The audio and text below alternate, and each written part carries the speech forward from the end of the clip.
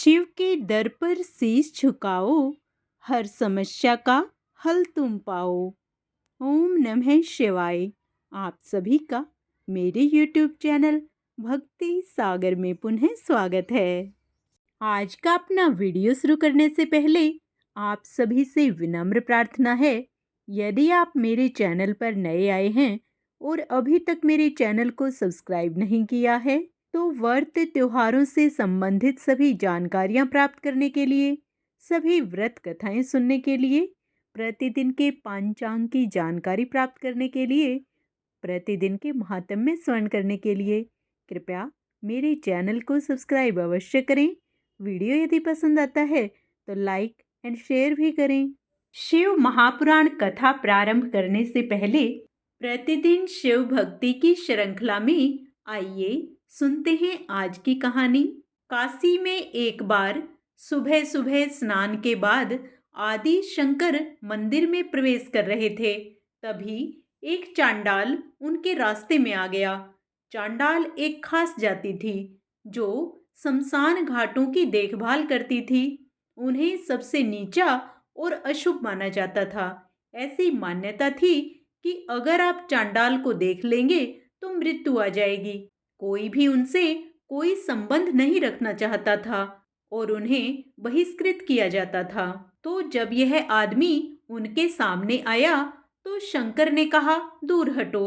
वह आदमी वहीं खड़ा रहा और पूछा, कौन दूर हटे, मैं या मेरा शरीर? इसे सुनकर शंकर बहुत प्रभावित हुआ।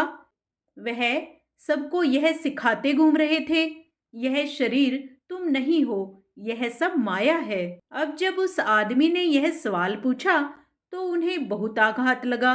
उसके बाद उन्होंने फिर कभी एक शब्द नहीं बोला, कभी कोई शिक्षा नहीं दी। वे बस हिमालय में चले गए। केदारनाथ में आज भी उनका एक स्मारक है। बस उनका हाथ और छड़ी संगमरमर पर उकेरी गई है, जो दीवार से बाहर उभरी हुई है। यह आखिरी जगह है जहां उन्हें देखा गया था। अंत में वो शिव में विलीन हो गए। कहानी यह है कि वह चलकर ऊपर गए और शिव में विलीन हो गए। यह हमारे राष्ट्र और संस्कृति की मूल प्रकृति है। हम दूसरों को रास्ते से हटाकर ऊपर नहीं चढ़ते, हम विनम्रता से ऊंचा उठते हैं। चाहे वह देवता हो, पुरुष हो, महिला हो, बच्चा हो, जानवर हो, पेड़ या चट्टान हो, हमने हर चीज के आगे झुकना सीखा है। यही हमारी ताकत रही है, यही हमारा तरीका रहा है, यही हमारे विकास और आत्मज्ञान की प्रक्रिया का तरीका रहा है। हर मानव से प्रेम करना ही प्रभु भक्ति है। यदि हम मनुष्यों से नफरत करें तो प्रभु भी उस भक्ति को स्वीकार नहीं करते। हमें प्रभु भक्ति के साथ साथ मानव से प्रेम करना सीखना चाहिए, वही ईश्वर की सच्ची भक्ति मानी जाएगी। हर हर महादेव। आइए पुनः भगवान शिव व माता पार्वती का मन में स्मरण करते हुए शिव महापुराण का आगे का पाठ आरंभ करते हैं। सूत जी कहते हैं, महर्षियों, अमित बुद्धिमान ब्रह्मा जी की कही हुई यह कथा सुनकर द्विज श्रेष्ठ नारद विस्मय में पड़ गए। उन्होंने प्रसन्नता पूर्वक प्रश्न किया। नारद जी ने पूछा, पिताजी, भगवान विष्णु शिव जी को छोड़कर अन्य देवताओं के साथ दक्ष के यज्ञ में क्यों चले गए, जिसके कारण वहां उनका तिरस्कार हुआ? क्या वे प्रलयकारी पराक्रम वाले भगवान शंकर को नहीं जानते थे? फिर उन्होंने अज्ञानी पुरुष की भांति रुद्रगणों के साथ युद्ध क्यों किया? करुणानिधे, मेरे मन में यह बहुत बड़ा संदेह है। आप कृपया करके मेरे इस संशय को नष्ट कर दीजिए और प्रभु, मन में उत्साह पैदा करने वाले शिव चरित्र को कहिए। ब्रह्मा जी ने कहा, पूर्व काल में राजा अक्षुव की सहायता करने वाले श्री हरि को दधीचि मुनि ने शाप दिया था। उस समय वे इस बात को भूल गए और वो दूसरे देवताओं को साथ ले दक्ष के यज्ञ में चले गए। दधीचि ने क्यों शाप दिया, यह भी सुनो। प्राचीन काल में अक्षुव नाम से प्रसिद्ध एक महातेजस्वी राजा हुए हैं। वे महाप्रभावकारी मुनीश्वर दधीचि के मित्र थे। दीर्घ काल की तपस्या के प्रसंग से अक्षुव और दधीचि में विवाद आरंभ हो गया, जो तीनों लोकों में महान अनर्थकारी के रूप में विख्यात हुआ। उस विवाद में वेद के विद्वान शिव भक्त दधीचि कहते थे, शूद्र, वैश्य और क्षत्रिय इन तीनों वर्णों से ब्राह्मण ही श्रेष्ठ हैं, इसमें संशय नहीं है। महामुनि दधीचि की यह बात सुनकर धन वैभव के मद से मोहित हुए राजा अक्षुव ने उसका इस प्रकार प्रतिवाद किया। अक्षुव बोले, राजा इंद्र आदि 8 लोकपालों के स्वरूप को धारण करता है, वह समस्त वर्णों का पालक एवं प्रभु है, इसलिए राजा ही सबसे श्रेष्ठ हैं। राजा की श्रेष्ठता का प्रतिपादन करने वाली श्रुति भी कहती है कि राजा सर्वदेव में है। मुने, इस श्रुति के कथनानुसार जो सबसे बड़ा देवता है वह मैं ही हूँ। इस विवेचन से ब्राह्मण की अपेक्षा राजा ही श्रेष्ठ सिद्ध होता है। चैवन नंदन, आप इस विषय में विचार करें और मेरा अनादर न करें, क्योंकि मैं सर्वथा आपके लिए पूजनीय हूँ। राजा अक्षुव का यह मत श्रुतियों और स्मृतियों के विरुद्ध था। इसे सुनकर भृगु कुलभूषण मुनि श्रेष्ठ दधीचि को बड़ा क्रोध हुआ। मुने अपने गौरव का विचार करके कुपित हुए महातेजस्वी दधीचि ने अक्षुव के मस्तक पर बाएं मुक्के से प्रहार किया। उनके मुक्के की मार खाकर ब्रह्मांड के अधिपति कुत्सित बुद्धि वाले अक्षुव अत्यंत कुपित हो गए और उन्होंने वज्र से दधीचि को काट डाला। उस वज्र से आहत हो भृगुवंशी दधीचि पृथ्वी पर गिर पड़े। भार्गव वंशधर दधीचि ने गिरते समय शुक्राचार्य का स्मरण किया। योगी शुक्राचार्य ने आकर दधीचि के शरीर को, जिसे अक्षुव ने काट डाला था, तुरंत जोड़ दिया। दधीचि के अंगों को पूर्ववत जोड़कर शिव भक्त शिरोमणि तथा मृत्युंजय विद्या के प्रवर्तक शुक्राचार्य ने उनसे कहा। शुक्राचार्य बोले, तात दधीचि, मैं सर्वेश्वर भगवान शिव का पूजन करके तुम्हें श्रुति प्रतिपादित महामृत्युंजय नामक श्रेष्ठ मंत्र का उपदेश देता हूँ। त्र्यंबकम यजामहे, हम भगवान त्र्यंबक का यजन यानी आराधन करते हैं। त्र्यंबक का अर्थ है तीनों लोकों के पिता, प्रभावशाली शिव। वे भगवान सूर्य, सोम और अग्नि तीनों मंडलों के पिता हैं। सत्व, रज और तम तीनों गुणों के महेश्वर हैं। आत्म तत्व, विद्या तत्व और शिव तत्व, इन 3 तत्वों के त्रिधा भूत सबके ब्रह्मा, विष्णु और शिव तीनों देवताओं के महान ईश्वर महादेव ही हैं। यहाँ तक मंत्र के प्रथम चरण की व्याख्या हुई। मंत्र का द्वितीय चरण है सुगंधिम पुष्टि वर्धनम। जैसे फूलों में उत्तम गंध होती है, उसी प्रकार वे भगवान शिव संपूर्ण भूतों में, तीनों गुणों में, समस्त कृत्यों में, इंद्रियों में, अन्यान्य देवों में और गणों में उनके प्रकाशक सारभूत आत्मा के रूप में व्याप्त हैं। अतएव सुगंध युक्त एवं संपूर्ण देवताओं के ईश्वर हैं। उत्तम व्रत का पालन करने वाले द्विज श्रेष्ठ महामुने नारद उन अंतर्यामी पुरुष शिव से प्रकृति का पोषण होता है। महातत्व से लेकर विशेष पर्यंत संपूर्ण विकल्पों की पुष्टि होती है तथा मुझ ब्रह्मा का, विष्णु का, मुनियों का और इंद्रियों सहित देवताओं का भी पोषण होता है, इसलिए वे ही पुष्टिवर्धन हैं। उन दोनों चरणों का स्वरूप यूं है, उर्वा रुक्विव बंधनान मृत्युर्मोक्षीय मामृतात, अर्थात प्रभो, जैसे खरबूजा पक जाने पर लता बंधन से छूट जाता है, उसी तरह मैं मृत्यु रूप बंधन से मुक्त हो जाऊं, अमृत पद मोक्ष से पृथक न हों। वे रुद्रदेव अमृत स्वरूप हैं, जो पुण्य कर्म से, तपस्या से, स्वाध्याय से, योग से अथवा ध्यान से उनकी आराधना करता है, उसे नूतन जीवन प्राप्त होता है। इस सत्य के प्रभाव से भगवान शिव स्वयं ही अपने भक्त को मृत्यु के सूक्ष्म बंधन से मुक्त कर देते हैं। क्योंकि वे भगवान ही बंधन और मोक्ष देने वाले हैं। ठीक उसी तरह जैसे उर्वारुक अर्थात ककड़ी का पौधा अपने फल को स्वयं ही लता के बंधन में बांधे रखता है और पक जाने पर स्वयं ही उसे बंधन से मुक्त कर देता है। यह मृत्यु संजीवनी मंत्र है जो मेरे मत से सर्वोत्तम है। तुम प्रेम पूर्वक नियम से भगवान शिव का स्मरण करते हुए इस मंत्र का जाप करो। जप और हवन के पश्चात इसी से अभिमंत्रित किए हुए जल को दिन और रात में पियो और शिव विग्रह के समीप बैठकर उन्हीं का ध्यान करते रहो। इससे कहीं भी मृत्यु का भय नहीं रहता। न्यास आदि सब कार्य करके विधिवत भगवान शिव की पूजा करो। यह सब करके शांत भाव से बैठकर भक्त वत्सल शंकर का ध्यान करना चाहिए।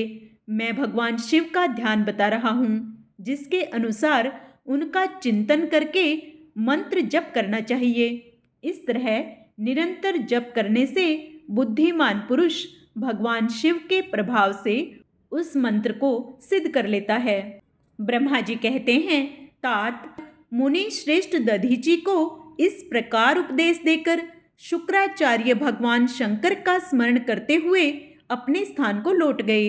उनकी वह बात सुनकर महामुनि दधीची बड़े प्रेम से शिवजी का स्मरण करते हुए तपस्या के लिए वन में गए। वहां जाकर उन्होंने विधि पूर्वक महामृत्युंजय मंत्र का जप और प्रेम पूर्वक भगवान शिव का चिंतन करते हुए तपस्या प्रारंभ की। दीर्घ काल तक उस मंत्र का जप और तपस्या द्वारा भगवान शंकर की आराधना करके दधीची ने महामृत्युंजय शिव को संतुष्ट किया। महामुने उस जप से प्रसन्नचित हुए। भक्त वत्सल भगवान शिव दधीची के प्रेमवश उनके सामने प्रकट हो गए। अपने प्रभु शंभु का साक्षात दर्शन करके मुनीश्वर दधीची को बड़ी प्रसन्नता हुई। उन्होंने विधि पूर्वक प्रणाम करके दोनों हाथ जोड़ भक्ति भाव से शंकर का स्तवन किया। तात मुने तदंतर मुनि के प्रेम से प्रसन्न हुए शिव ने च्यवन कुमार दधीची से कहा, तुम वर मांगो। भगवान शिव का यह वचन सुनकर भक्त शिरोमणि दधीची दोनों हाथ जोड़ नतमस्तक हो भक्त वत्सल शंकर से बोले। दधीची ने कहा, देवों के देव महादेव, मुझे 3 वर दीजिए। मेरी हड्डी वज्र हो जाए, कोई भी मेरा वध ना कर सके और मैं सर्वत्र अधीन रहूं, कभी मुझ में दीनता न आए। दधीची का यह वचन सुनकर प्रसन्न हुए परमेश्वर शिव ने तथास्तु कहकर उन्हें वे 3 वर दे दिए। शिवजी से 3 वर पाकर वेद मार्ग में प्रतिष्ठित महामुनि दधीची आनंद मग्न हो गए और शीघ्र ही राजा अक्षुव के स्थान में गए। अवधेयता वज्र में अस्थि और अधीनता पाकर दधीची ने राजेंद्र अक्षुव के मस्तक पर लात मारी। फिर तो राजा अक्षुव ने भी क्रोध करके दधीची पर वज्र से प्रहार किया। वे भगवान विष्णु के गौरव से अधिक गर्व में भरे हुए थे, परंतु अक्षुव का चलाया हुआ वह वज्र परमेश्वर शिव के प्रभाव से महात्मा दधीची का नाश न कर सका। इससे ब्रह्म कुमार अक्षुव को बड़ा विस्मय हुआ। मुनीश्वर दधीची की अवैधता, अधीनता तथा वज्र से भी बढ़ चढ़कर प्रभाव देखकर ब्रह्म कुमार अक्षुव के मन में बड़ा आश्चर्य हुआ। उन्होंने शीघ्र ही वन में जाकर इंद्र के छोटे भाई मुकुंद की आराधना आरंभ की। वे शरणागत पालक नरेश मृत्युंजय सेवक दधीची से पराजित हो गए थे। अक्षुव की पूजा से गरुड़ ध्वज भगवान मधुसूदन बहुत संतुष्ट हुए। उन्होंने राजा को दिव्य दृष्टि प्रदान की। उस दिव्य दृष्टि से ही जनार्दन देव का दर्शन करके उन गरुड़ ध्वज को अक्षुव ने प्रणाम किया और प्रिय वचनों द्वारा उनकी स्तुति की। इस प्रकार देवेश्वर आदि से प्रशंसित उन अजय ईश्वर श्री नारायण देव का पूजन और स्तवन करके राजा ने भक्ति भाव से उनकी ओर देखा तथा उन जनार्दन के चरणों में मस्तक रखकर प्रणाम करने के पश्चात उन्हें अपना अभिप्राय सूचित किया। राजा बोले, भगवान दधीची नाम से प्रसिद्ध एक ब्राह्मण है जो धर्म के ज्ञाता हैं। उनके हृदय में विनय का भाव है। वे पहले मेरे मित्र थे। इन दिनों रोग शोक से रहित मृत्युंजय महादेव जी की आराधना करके वे उन्हीं कल्याणकारी शिव के प्रभाव से समस्त अस्त्र शस्त्रों द्वारा सदा के लिए अवध्य हो गए हैं। एक दिन उन महातपस्वी दधीची ने भरी सभा में आकर अपने बाएं पैर से मेरे मस्तक पर बड़े वेग से अवहेलना पूर्वक प्रहार किया और बड़े गर्व से कहा, मैं किसी से नहीं डरता। हरे, वे मृत्युंजय से उत्तम वर पाकर अनुपम गर्व से भर गए हैं। ब्रह्मा जी कहते हैं, नारद, महात्मा दधीची की अवैधता का समाचार जानकर श्री हरि ने महादेव जी के अतुलित प्रभाव का स्मरण किया। फिर वे ब्रह्मपुत्र राजा अक्षुव से बोले, राजेंद्र, ब्राह्मणों को कहीं थोड़ा सा भी भय नहीं है। भूपते, विशेषतः रुद्र भक्तों के लिए तो भय नाम की कोई वस्तु है ही नहीं। यदि मैं तुम्हारी ओर से कुछ करूं तो ब्राह्मण दधीची को दुख होगा और वह मुझ जैसे देवता के लिए भी शाप का कारण बनेगा। राजेंद्र, दधीची के शाप से दक्ष के यज्ञ में सुरेश्वर शिव से मेरी प्राज्य होगी और फिर मेरा उत्थान भी होगा। महाराज, इसलिए मैं तुम्हारे साथ रहकर कुछ करना नहीं चाहता। मैं अकेला ही तुम्हारे लिए दधीची को जीतने का प्रयत्न करूंगा। अक्षु बोले, बहुत अच्छा, ऐसा ही हो। ऐसा कहकर वे उस कार्य के लिए मन ही मन उत्सुक हो प्रसन्नतापूर्वक वहीं ठहर गए। ब्रह्मा जी कहते हैं, नारद, भक्त वत्सल भगवान विष्णु राजा अक्षुव का हित साधन करने के लिए ब्राह्मण का रूप धारण कर दधीची के आश्रम पर गए। वहां उन जगत गुरु श्री हरि ने शिव भक्त शिरोमणि ब्रह्म ऋषि दधीची को प्रणाम करके अक्षुव के कार्य की सिद्धि के लिए उद्यत हो उनसे इस प्रकार कहा। विष्णु बोले, भगवान शिव की आराधना में तत्पर रहने वाले अविनाशी ब्रह्म ऋषि दधीची, मैं तुमसे एक वर मांगता हूँ, उसे तुम मुझे दे दो। अक्षुव के कार्य की सिद्धि चाहने वाले देवाधिदेव श्री हरि के इस प्रकार याचना करने पर शैव शिरोमणि दधीची ने शीघ्र ही भगवान विष्णु से इस प्रकार कहा। दधीची बोले, ब्राह्मण, आप क्या चाहते हैं, यह मुझे ज्ञात हो गया। आप अक्षुव का काम बनाने के लिए साक्षात भगवान श्री हरि ब्राह्मण का रूप धारण करके यहाँ आए हैं, इसमें संदेह नहीं है। इस संसार में किसी देवता या दैत्य से भी मुझे भय नहीं होता। श्री विष्णु बोले, उत्तम व्रत का पालन करने वाले दधीची, तुम्हारा भय सर्वथा नष्ट ही है, क्योंकि तुम शिव की आराधना में तत्पर रहते हो, इसलिए सर्वज्ञ हो। परंतु मेरे कहने से तुम एक बार अपने प्रतिद्वंदी राजा अक्षुव से जाकर कह दो कि राजेंद्र, मैं तुमसे डरता हूँ। भगवान विष्णु का यह वचन सुनकर भी शैव शिरोमणि महामुनि दधीची निर्भय ही रहे और हंसकर बोले। दधीची ने कहा, मैं देवाधिदेव पिनाक पाणी भगवान शंभु के प्रसाद से कहीं कभी किसी से और किंचित मात्र से भी नहीं डरता, सदा ही निर्भय रहता हूँ। इस पर श्री हरि ने मुनि को दबाने की चेष्टा की। देवताओं ने भी उनका साथ दिया, किंतु सबके सभी अस्त्र कुंठित हो गए। तदंतर भगवान श्री विष्णु ने अगिनत गणों की सृष्टि की, परंतु महर्षि ने उनको भी भस्म कर दिया। तब भगवान ने अपनी अनंत विष्णु मूर्ति प्रकट की। यह सब देखकर च्यवन कुमार ने वहां जगदीश्वर भगवान विष्णु से कहा, महाबाहो, माया को त्याग दीजिए। विचार करने से यह प्रतिभास मात्र प्रतीत होती है। माधव, मैंने सहस्त्रों दुर्विज्ञ वस्तुओं को जान लिया है। आप मुझ में अपने सहित संपूर्ण जगत को देखिए। निरालस्य होकर मुझ में ब्रह्म एवं रुद्र का भी दर्शन कीजिए। मैं आपको दिव्य दृष्टि देता हूँ।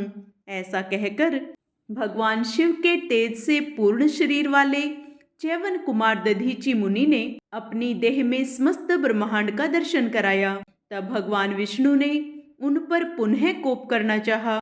इतने में ही मेरे साथ राजा अक्षु वहां आ पहुंचे। मैंने निश्चेष्ट खड़े हुए भगवान पद्मनाभ को तथा देवताओं को क्रोध करने से रोका। मेरी बात सुनकर इन लोगों ने ब्राह्मण दधीची को परास्त नहीं किया। श्री हरि उनके पास गए और उन्होंने मुनि को प्रणाम किया। तदंतर अक्षु अत्यंत दीन हो उन मुनीश्वर दधीची के निकट गए और उन्हें प्रणाम करके प्रार्थना करने लगे। अक्षु बोले, मुनि श्रेष्ठ, शिव भक्त शिरोमणे, मुझ पर प्रसन्न होइए। परमेश्वर, आप दुर्जनों की दृष्टि से दूर रहने वाले हैं, मुझ पर कृपा कीजिए। ब्रह्मा जी कहते हैं, नारद, राजा अक्षु की यह बात सुनकर तपस्या की निधि ब्राह्मण दधीची ने उन पर अनुग्रह किया। तत्पश्चात श्री विष्णु आदि को देखकर वे मुनि क्रोध से व्याकुल हो गए और मन ही मन शिव का स्मरण करके विष्णु तथा देवताओं को शाप देने लगे। दधीची ने कहा, देवराज इंद्र सहित देवताओं और मुनीश्वरों, तुम लोग रुद्र की क्रोधाग्नि से श्री विष्णु तथा अपने गणों सहित पराजित और ध्वस्त हो जाओ। देवताओं को इस तरह शाप दे। अक्षुवी की ओर देखकर देवताओं और राजाओं के पूजनीय द्विज श्रेष्ठ दधीची ने कहा, राजेंद्र, ब्राह्मण ही बली और प्रभावशाली होते हैं। ऐसा स्पष्ट रूप से कहकर ब्राह्मण दधीची अपने आश्रम में प्रविष्ट हो गए। फिर दधीची को नमस्कार मात्र करके अक्षु अपने घर चले गए। तत्पश्चात भगवान विष्णु देवताओं के साथ जैसे आए थे उसी तरह अपने वैकुंठ लोक को लौट गए। इस प्रकार वह स्थान स्थानेश्वर नामक तीर्थ के रूप में प्रसिद्ध हो गया। थानेश्वर की यात्रा करके मनुष्य शिव का सायुज्य प्राप्त कर लेता है। तात, मैंने तुम्हें संक्षेप से अक्षु और दधीची के विवाद की कथा सुनाई और भगवान शंकर को छोड़कर केवल ब्रह्मा और विष्णु ही जो शाप प्राप्त हुआ उसका भी वर्णन किया। जो अक्षु और दधीची के विवाद संबंधी इस प्रसंग का नित्य पाठ करता है वह अल्प मृत्यु को जीतकर देह त्याग के पश्चात ब्रह्मलोक में जाता है। जो इसका पाठ करके रणभूमि में प्रवेश करता है उसे कभी मृत्यु का भय नहीं होता तथा वह निश्चय ही विजयी होता है। हर हर महादेव, जय महाकाल। आइए अब भगवान शिव की प्रसन्नता प्राप्त करने के लिए भगवान शिव की आरती करते हैं। ओम जय शिव ओंकारा, प्रभु हरि शिव ओंकारा, ब्रह्मा विष्णु सदा शिव अर्धांगी धारा। ओम हरे हरे हरे महादेव, एकानन चतुरानन पंचानन राजे, हंसानन गरुड़ासन वृषवाहन साजे।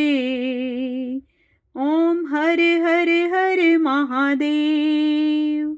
दो भुज चार चतुर्भुज, दस भुज ते सोहे, तीनों रूप निरखता त्रिभुवन जन मोहे। ओम हरे हरे हरे महादेव। अक्षय माला वन माला मुंडे माला धारी, त्रिपुरारी कंसारी करमाला धारी। ओम हरे हरे हरे महादेव। श्वेतांबर पीतांबर वाघांबर अंगे,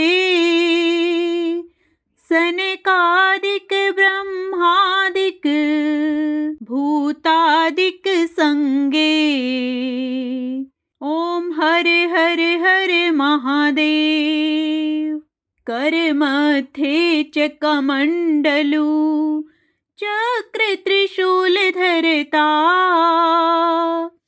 जग करता जग हरता, जग पालन करता। ओम हर हर हर महादेव। ब्रह्मा विष्णु सदा शिव, जानत अविवेका, प्रणवाक्षर के मध्य यह तीनों एका। ओम हर हर हर महादेव। त्रिगुण शिव जी की आरती, जो कोई नर गावे, कहत शिवानंद स्वामी, मनवांछित फल पावे। ओम हर हर हर महादेव। ओम नमः शिवाय।